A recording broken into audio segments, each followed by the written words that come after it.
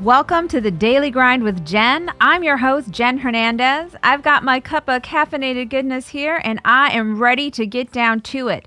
So in today's episode, I really just want to take our time to talk about maintaining hope in what, at least for our family, has felt like a never-ending pandemic and just absolute chaos at certain times. How I want to do that, though, is share a little bit about what's been going on here with Team Hernandez in the last few weeks, because we've really been challenged as a whole family in the area of hope, and all of us in different ways. And I also thought I would share a little bit with you guys and find out what others are doing in terms of a COVID Halloween planning. So that's kind of the plan for today's episode. In terms of the Team Hernandez update and what we've been dealing with here. For the last 2 weeks, I have been absolutely swamped and overwhelmed with work. And, that's not unusual that, people go through busy time periods, or even that I go through busy time periods with work. What just really struck me about this last 2 weeks is that, I've been an attorney for over 15 years. When I made the jump from criminal prosecution to administrative and a civil practice representing programs at state agencies, I did so because I truly believed it would be the best fit for my family. And overall, it has been a great fit for the family.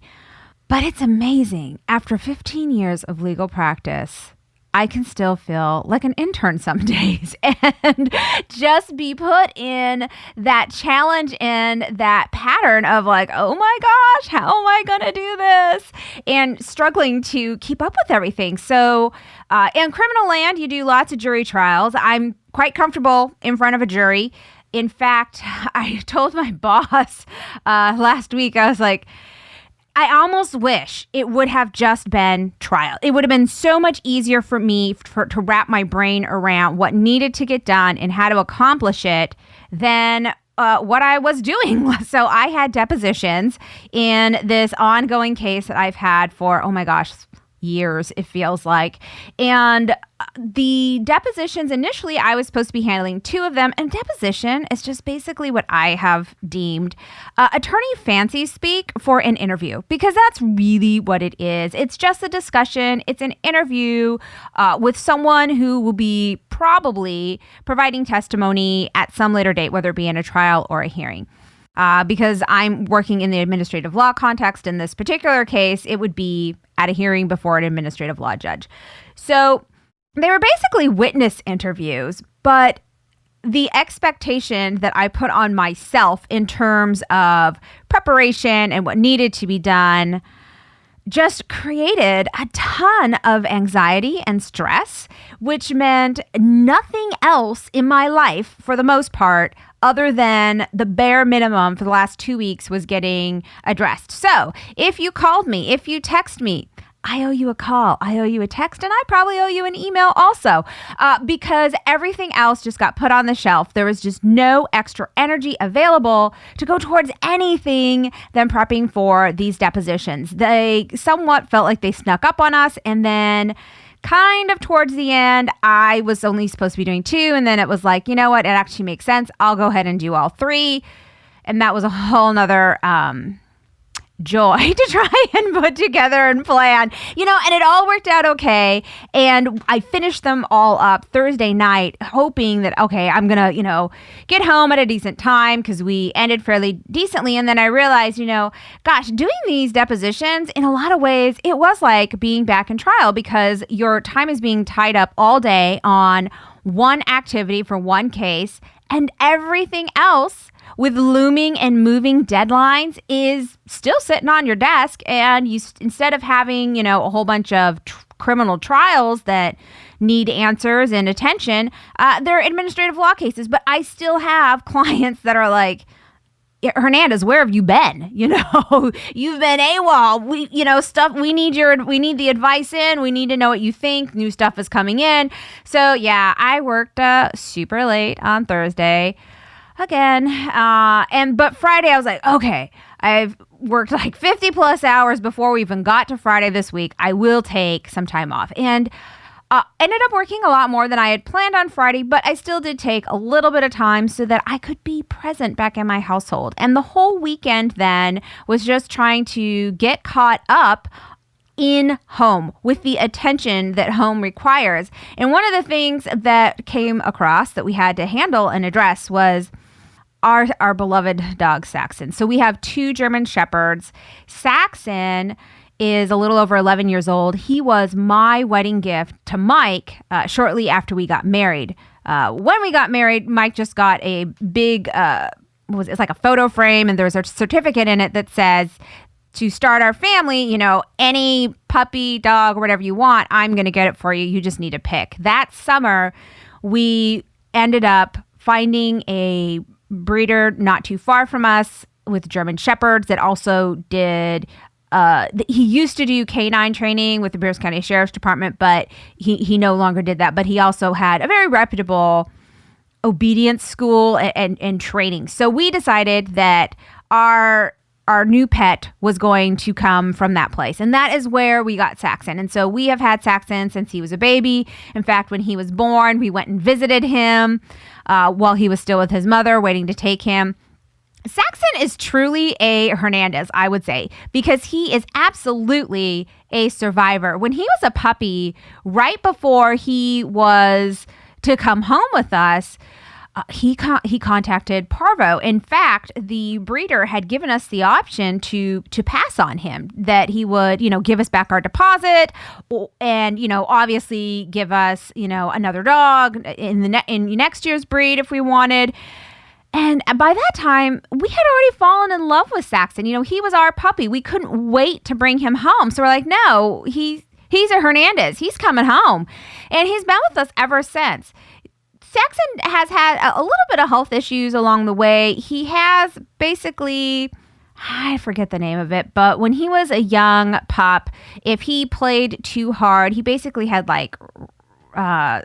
the young puppy's version of arthritis in his bones if he exerted too much, because he's a pretty good sized dog, and he grew quite quickly as well.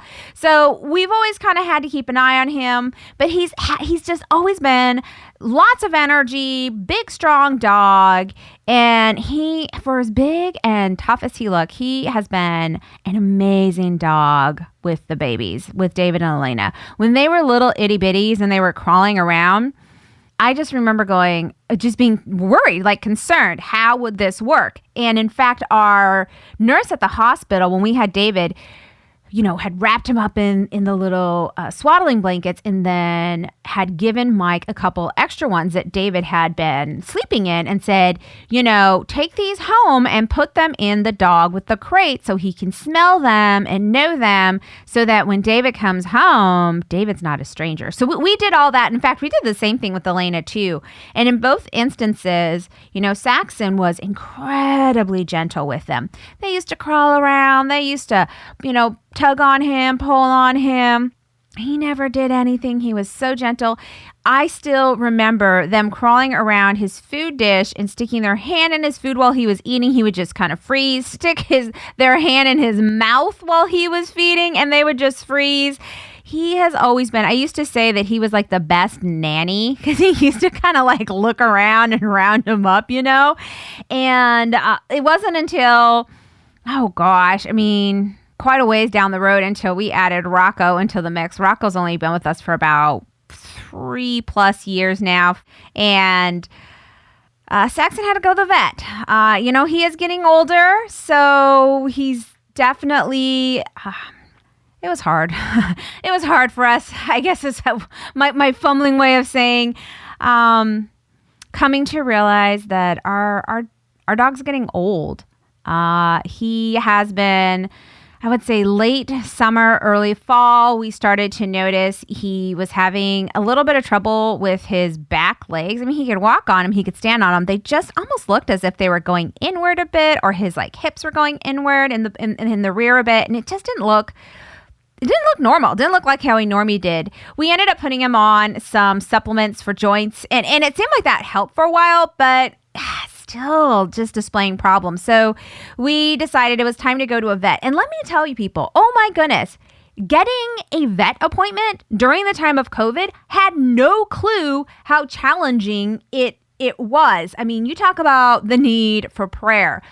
Oh my goodness. So we went to our normal vet, which we have been going to since Saxon was a baby.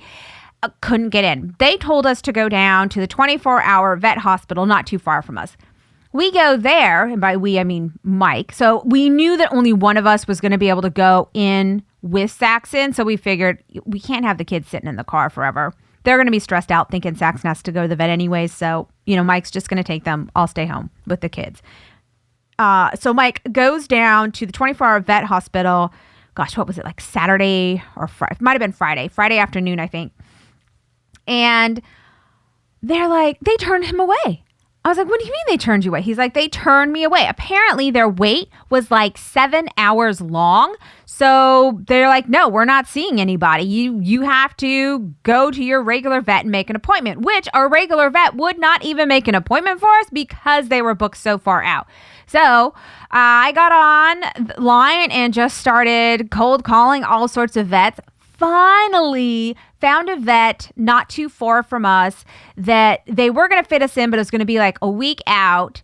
But then as she's going through and I'm telling her the situation, I'm talking with her, she's like, oh, I have a cancellation like today. Could you be back here in like an hour and a half? We're like, yes, we can. So Saxon got in that day. He has, basically it's a disease and that attacks the nerves in his spine that he's going to have with him for the rest of his life, unfortunately. However, the good news is there is some medication that we're trying out that should be hopefully assisting so that there's not as much pain, and also so that he can get a little bit better mobility back there for his rear legs. So far, he's been on it for just a few days. We're hopeful. We're very hopeful. It seems to be that things are, he's working a little bit better. He looks slightly more sure-footed. But then, of course, I love Rocco, but he gets so excited and so hyper. And they're going to go outside, and he goes busting outside, and he wants to play with Saxon. And I'm just like, no, be gentle, because I can just see, and of course it happened, poor Saxon, his legs, give out underneath him for a second while Rocco goes barreling by, and then Rocco wants to jump on him and play. And that's just not a good idea right now. So right now the plan is to keep him on his supplements. That the vet said that was good. Check out this new medication. We're giving her a call on Friday. And then it also looks like there's probably going to be some x-rays in our future for Saxon as well, to just kind of look in there and get a real good look at the spine and what's happening. The other stuff that's been going on in the last 2 weeks has been, I kind of mentioned it a little bit in the other episode, but David had an IEP meeting a few weeks ago. And if I really sit down and think about all of the things where he is behind, all of the things that need to happen in order for him to get caught up to be at grade level, it's just completely overwhelming. I don't even know where to start at that point, because there's still, the rest of our regularly scheduled lives that we're trying to address and needs that need to be met. And there's only so much focusing and studying that can be expected of him at a time also. So what I have had to remind myself in the last couple weeks is not to compare, get rid of the comparison. Don't look to see where David should be according to tests, charts, and experts, but instead look to see where my son started and where is he now? Because when I do that, I have a completely different mindset and a completely different perspective.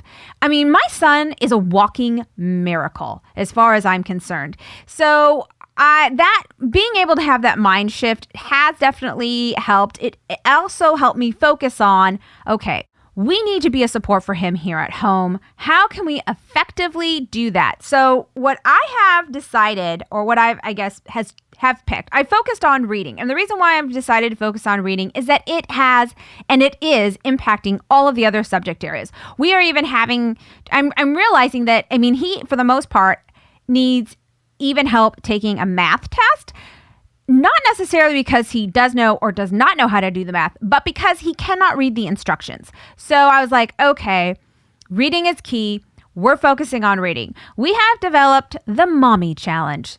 So, all you moms that are trying to figure out what to do with your kids, here's what we're doing here. Take it, leave it, modify it for your own that works best for you and yours. But we're doing a reading challenge.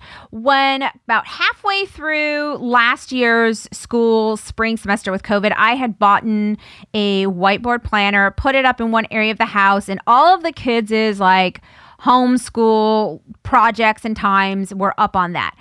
I have since rededicated that chart to the Mommy Reading Challenge. So I filled it out. It shows the current month and that each kid got a symbol. So David has a circle, Elena has a star. They are to read for 15 minutes a day. And the reason why we went with 15 minutes is because the idea of doing 20 minutes a day for David, quite frankly, was soul crushing. And I needed to have it be a time frame that he at least got a little bit of reading in, but that it wasn't so overwhelming that it just wasn't worth it. You know, like the cost benefit analysis. I was like, 15 minutes. You can give 15 minutes of your world for reading in exchange for. So that's right. I'm bribing my kids. And if the entire week, and it has to be the whole week, has to have all circles or all stars. So David gets the circle prize, Elena gets the star prize. On the end of the week, if they've done, and it includes the weekend too, if they have done the entire week's worth of reading, they get a mommy prize. And it's a surprise prize of mommy's choosing. And I have thus far tried to make them be prizes that the kids would really get excited about and really like. So the last two have been probably a little bit more over the top than I will normally have. But this was just because I need to get them in the routine of it, get them excited with it. So the first week they got pajamas. And so David got Black Panther pajamas with shorts. So my kids really like sleeping in like shorts. They don't like the pajamas with pajama bottoms. So they were short pajamas for Black Panther David. And then Elena loves elephants and had seen some elephant pajamas that were shorts that she really wanted. And so that was her prize as well. They came in from Amazon. They got to see them. So they saw them there. This is the prize that they're working towards. And though they were really motivated that first week.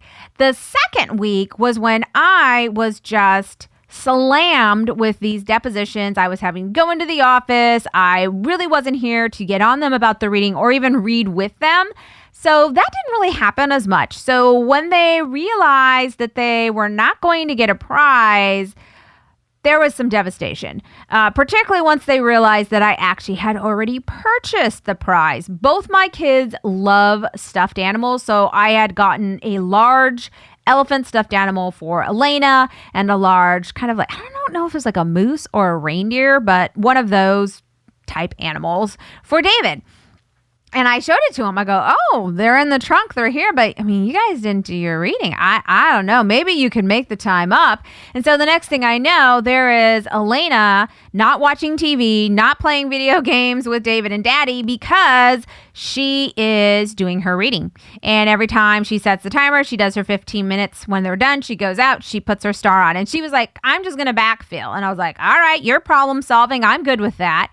Then she got her elephant and David's like, where's my prize? I was like, you gotta earn it. So finally he thought about it. It took him about another day or so. And then I think it was last night, he was determined he was getting that stuffy. So he did all of his reading, he earned it, and he got it. So my plan is that we will continue this 15 minutes of reading a day, and that once we kind of have a much better established routine, we will have to up the ante to 20 minutes. We probably won't go to 30 minutes, but we're at a minimum, we are going to have to up the ante to 20 minutes at some point. But that is another kind of thing that's been kind of going on here at home. The other thing that has been on the home front that's been maybe not the biggest thing on my mind, but the biggest thing with David and Elena has been planning for Halloween, and their costumes, going to the pumpkin patch. I'll be honest, it is 2 weeks from Halloween when I'm recording this right now. And I'm not too sure if I'm going to let my kids go trick-or-treating. I'm not even too sure if people are going to be opening up having candy on their doorstep or passing out candy for Halloween. I just don't know. I am completely torn. So if anyone else wants to weigh in and tell me what you're doing, email me, TheDailyGrindwithJen at gmail.com, because I'm listening. I'm looking for a little bit of advice myself.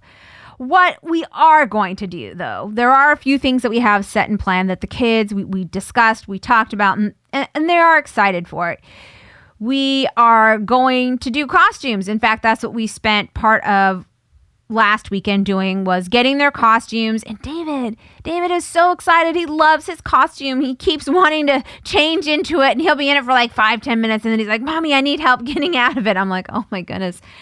Oh, more trouble than it's worth. Part of me is like, I wish I would have waited till it was closer to Halloween so I wouldn't have to take it on and off him so much. But at the same time, I'm glad he's excited about it. He has something that he's looking forward to, that he's having fun with, and both kids are still incredibly hopeful that they are going to have some type of Halloween or some type of trick-or-treating. They know that they might not get to go trick-or-treating. So we have talked about that. They're still hoping that they get to, that they're going to be allowed to. They've mentioned it quite a few times to me. But some of the other things that they know are going on with Halloween is they are going to get to go to the pumpkin patch and pick out a pumpkin. We'll be doing that Friday at the latest, maybe after work one day. But realistically, we're looking at Friday because they don't have school on Friday. And I think I'll probably just take off part of the afternoon so that I can, have it be fun, take a moment out of it. And then that means that Saturday we will probably carve our pumpkins, or maybe even Friday night during Friday night movie. Maybe we'll do that while we're doing Friday movie night. I'm not too sure. But, when you look at Halloween at first blush, it may not have much to do with hope, but for my kids, it does. Like I mentioned, they have been talking about being able to go trick-or-treating. In fact, we even discussed, maybe what we would do this year instead was get the pumpkin from the grocery store instead of going to the pumpkin patch. And I have decided to go ahead and brave the pumpkin patch just because of how much I could tell it meant to them, having that, what they felt was a traditional or a normal Halloween experience. I mean, last year, they talked about how last year they got to go to the pumpkin patch with Jordan and Kalena. They call them Hay. So Hay and Kalena, we went to the pumpkin patch and we did, the pumpkin pull, and we got to have, fun food, special food there. And it really was an all day affair. So it probably is not going to be as quite of an extravagant, occasion as it was last year, but we can go. We talked about how you do have to wear your mask. You have to stay with, mommy. You can't, we still have to social distance while we're there. And, they're saying that they're going to be able to abide by that. I don't know. We'll see.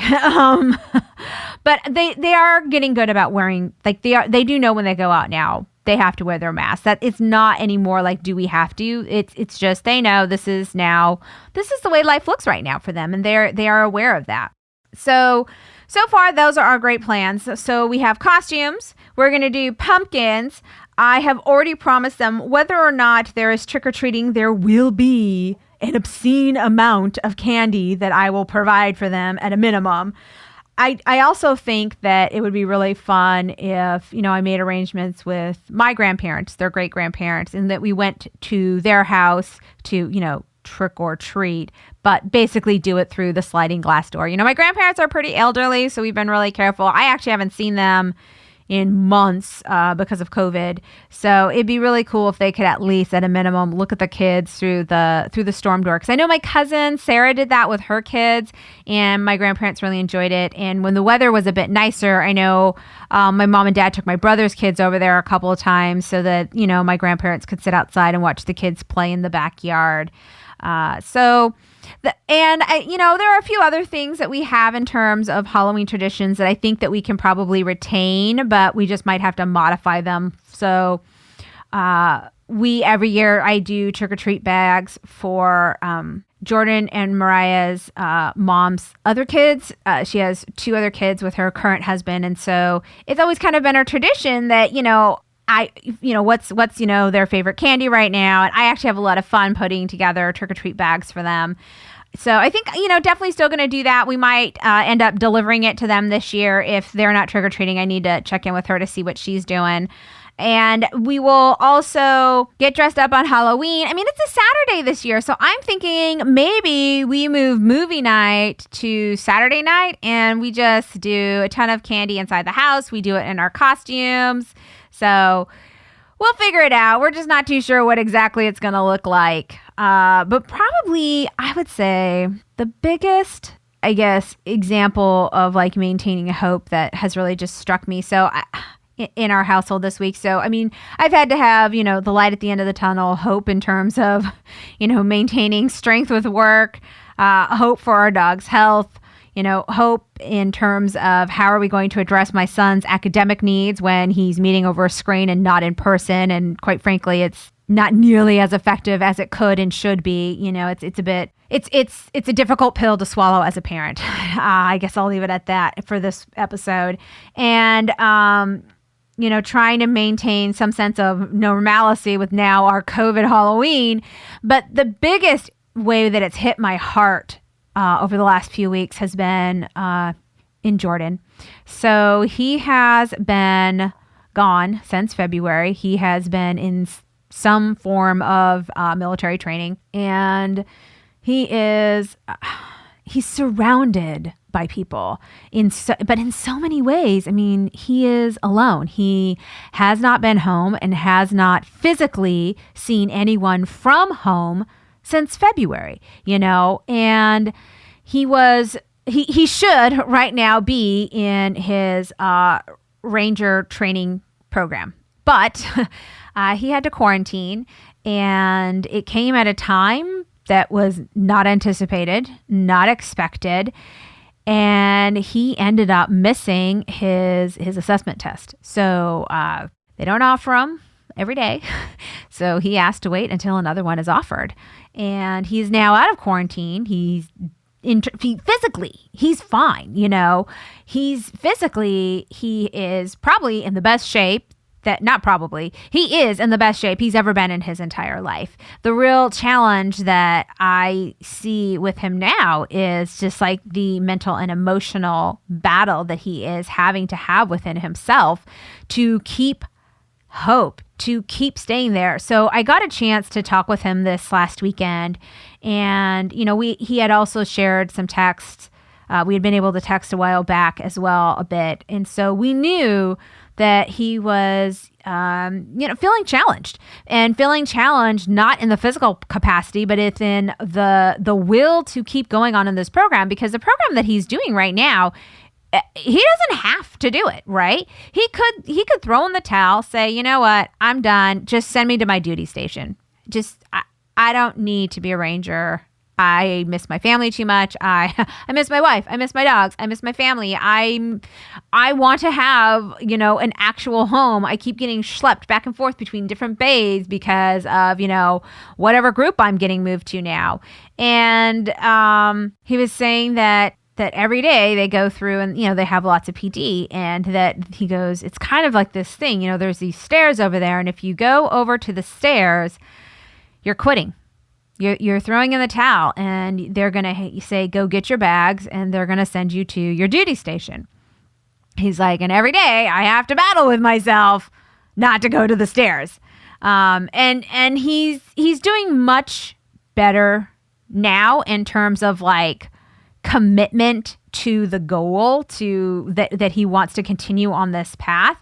But he was really struggling there. And I just kind of wanted to share with you guys some words of wisdom that my husband gave him, just because I think that they are so relevant for every aspect of our lives, and not just with what Jordan's going through now, right now. And he was just explaining to him, he's like, look, you are essentially at war with yourself. He's like, all the training and the attention to detail, along with the never-ending PT, is a mere dress rehearsal for what may or may not come. What tests a person comes in various forms, quite unexpectedly at times, or currently, in your case, long and drawn out. So how do you plan for that mental attack? How does one overcome the war from within? The truth is you don't, because the war never ends within oneself. Oh, you may win a string of battles here and there, but know that you are fighting on a field of shifting sands. Letting the situation define you is a battle lost right out of the gate. It's like treading water in a featureless horizon when all the while your clothes, metaphorically speaking here, i.e. doubt, frustration, thoughts of fleeting surrender, not knowing, and lack of confidence are pulling you down. It's your foundation. It's who you are is what defines you. And then he goes on to talk about, listing out us, his family. He goes, and more importantly, God are the foundation from which you came. Never forget that, because we haven't forgotten you. And he continues to go on and, give Jordan, I think, some really just beautiful fatherly advice. And then he calls in a birthday favor. So for Mike's birthday, Jordan was actually in AIT and he did not have his phone. So Mike did not get a birthday call this year or a birthday text. And so Mike's told him, he goes, since I did not hear from you on my birthday this year, I'm calling in my present. He's like, are you ready? I want, well, you're out. And he, says where he is, to attend one church service. If you've already gone to one, great. However, the next one you go to is for me. And then he continues to just kind of remind Jordan of who he is. And just kind of, I love what he shared with them, because it's true. Yes, Jordan is going through a really challenging time, but you know what? We all have battles within ourselves, and they are every single day. And it is not our circumstance that defines us. And I'm just like, that's right. It's not my crazy work week that defines me. I let those 2 weeks, I let them take over my life, and to a point that I shouldn't have, right? Like, I didn't need to get that overwhelmed in it, but I did. I was letting my circumstance, for at least a good chunk of it, define me, as opposed to remembering, my foundation, that God is my foundation, that God lives in me, that, I need to continue to let him set the calendar for the day, let him help me with the mindset, let him organize my priorities. I was just so caught up in trying to get it all done that I just got completely overwhelmed, and and everything else got cut out. And it's the same thing, like with that Mike was trying to share with Jordan. Yes, your circumstances are hard, but do not let them overwhelm you. We get that you are battling yourself. We are here to encourage you and give you hope. When I got a chance to finally talk with him, one of the things that I tried to share with him and was that, look, having faith, believing in God, God doesn't promise that it's going to be easy. He doesn't promise that you're going to be able to whip through things and have all the answers or anything like that. What faith does essentially is that it gives you the ability to have hope, to navigate through those rough times, through the test. Chances are at any given time in life, you're going through some type of a challenge, some type of a test, and having that faith to rely on to see you through that season, it's going to give you the hope and the mindset and the ability to go through it, and hopefully go through it and get on the other side and be a better person, be a better you, or have learned a lesson that will help you the next time you see the situation, the next time you come across it. And so that also kind of leads me to the verse that I wanted to share with you guys this week. So the verse is Psalm 31:24. All you who put your hope in the Lord, be strong and brave. And this has just really kind of played on my heart a lot the last couple weeks. And it's, You guys are going to laugh at me. It's on the back of my planner, the one that I gushed about in the last episode. But sorry, I guess I'm just having a moment here. It's a bit emotional for me to try to put this into words. It says, all you who put your hope in the Lord, be strong and brave. And the reason why I guess that just has really been connecting with me the last few weeks is that I look into my family's life and I see my son's strength. I see David's strength in the midst of people telling him that he is not enough. And I'm sorry, folks, but that is a lie. Okay. I'm just going to correct that right now. My son is enough. He is phenomenal. He is a fighter and he is doing great. I don't care what those stupid tests say. He is doing amazing. He's a freaking miracle. And I look at my son, Jordan, who is 3,000 miles away from home, and I hear it in his voice. He is trying so hard to be a man. He is trying so hard to be an adult. He is trying so hard to fill all these different roles. And he's doing okay. He's doing actually more than okay. And I'm so proud of him for continuing on the path. It's not easy. It is hard, and it will continue to be filled with challenges and hard. And I shared that with him. I was like, look, I get that you want to come home. I want you to come home, but don't you dare come home until your dream is completed. You set out and said, this is the dream. You know, he looked us in the eyes. He said, Daddy, Jen, I'm going in the Army, and this is what I want to do there, and this is why I want to do it. And my husband and I were both like, this is a bad idea. I thought it was a horrible idea. But I shared with Jordan this last weekend that, yes, you're right. I thought it was a bad idea. And I told you that. However, I see now that this was very much in God's plan for Jordan. I see this now. I have seen how Jordan has continued to grow and develop. And I have never seen Jordan as focused and just pushing himself beyond capabilities and limits that I have since he has been in the Army and been away from home. So yes, do I miss my son? Absolutely. Do I want him to come home? Yes, I do. But I don't want him coming home until he's done.